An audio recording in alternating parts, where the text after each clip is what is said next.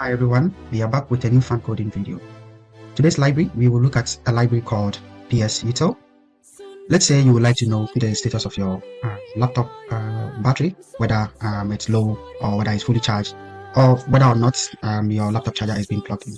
You can use the PSUtil as a library to just quickly check this. The first thing to do is to install the library, so PSUtil. And like always, we will just import the library and we will create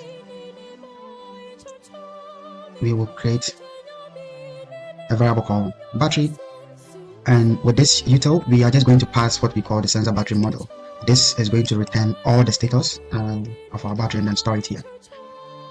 At this time we need only two battery information, so we are just going to print first the battery, let's say battery percentage, and whether it's plugged in.